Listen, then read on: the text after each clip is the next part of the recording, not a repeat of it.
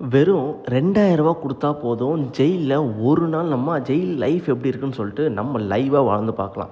அதுக்கேத்த மாரி தான் இப்ப ஹைதராபாத்ல ஒரு ஸ்கீம் எடுத்துட்டு வந்திருக்காங்க. சஞ்சல்குடா சென்ட்ரல் ஜெயில்னு சொல்லிட்டு ஒரு ஜெயில். அங்க தான் வந்து இந்த ஸ்கீமை லான்ச் பண்ணியிருக்காங்க.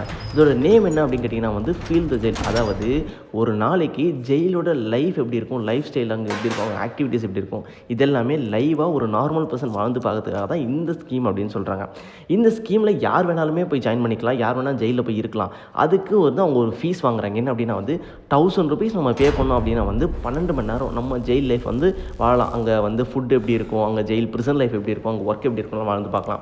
அதுவே ₹2000 கொடுத்தோம் அப்படின்னா வந்து 24 மணி நேரம் ஃபுல்லாகவே வந்து ஜெயில் லைஃப் எப்படி இருக்கும், ஒரு கைதி ஜெயிலில் அவனோட லைஃப் எப்படிலாம் இருக்குது அப்படின்றத ஒரு 24 மணி நேரத்துக்கு நம்ம அங்கே இருந்து எக்ஸ்பீரியன்ஸ் பண்ணி பார்க்கலாம். இங்கே வந்து சில ரூல்ஸ்லாம் வச்சுருக்காங்க. என்ன அப்படின்னா வந்து ஜெயிலுக்குள்ளே போகும்போது மொபைல் அலோவ் பண்ண மாட்டாங்க. ஸோ மொபைல் கொடுக்க மாட்டாங்க. ஜெயிலில் கைதிக்கு என்ன சாப்பாடு கொடுக்குறாங்களோ சேம் சாப்பாடு தான் நமக்கும் கொடுப்பாங்க.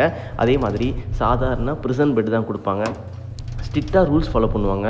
அப்புறம் குறிப்பிட்ட நேரத்தில் கரெக்டாக வந்து அந்த செல்லை லாக் பண்ணிருவாங்க. அது மட்டும் இல்லாமல் டெய்லி ரொட்டீனில் என்னெல்லாம் கொடுக்குறாங்க அப்படின்னா வந்து இயர்லியாக வந்து எழுந்துக்கணும். அதுக்கப்புறம் க்ளீனிங் ஒர்க்கை பார்க்கணும். அதுக்கப்புறம் அதாவது கரெக்ட் டைம் ஃபிக்ஸட் டைமுக்கு ஃபுட்டு கொடுப்பாங்க, நம்ம சாப்பிடணும்.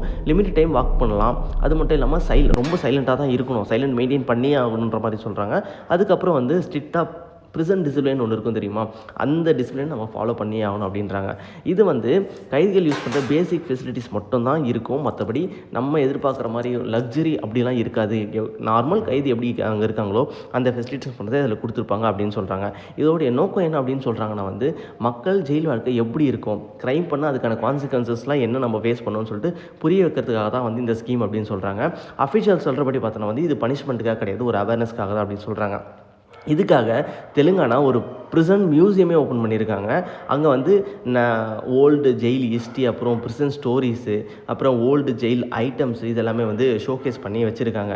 இது வந்து நியூஸ் சோஷியல் மீடியாவில் ரொம்ப வைரல் ஆகி க்ரைம் இல்லாமல் ஜெயில் போகிற ஃபஸ்ட்டு சான்ஸ் இது தான் அப்படின்னு சொல்லிட்டு நிறைய பேர் கலாச்சிட்டு வராங்க. அது மட்டும் இல்லாமல் சிலர் எஜுகேஷ்னலுக்காக, அதாவது ஜெயில் எஜுகேஷ்னலுக்காக சப்போர்ட் பண்ணுறாங்க அப்படின்னு சொல்கிறாங்க.